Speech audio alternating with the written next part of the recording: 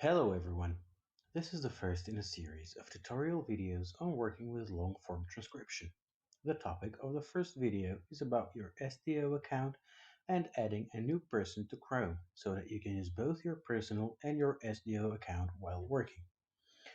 In order to add a person to Chrome, you have to have Chrome open and go to the top right corner and select your profile picture. Please note that this is not the lower profile picture, this is your Google account. You need to click on the upper of the two profile pictures, which is the browser account or person as it is called. You click on the profile picture and on the bottom you'll see the option Add.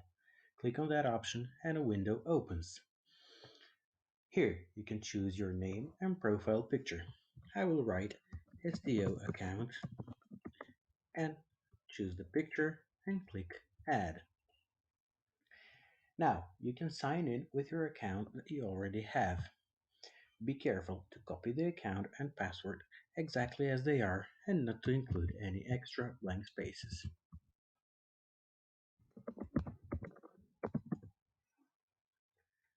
On the window that comes up, you can click Cancel and you're ready to go. Now, when you want to use your SDO account, you go to the top right corner of the Chrome browser, you click on your profile picture, and you can choose the account that you've just created.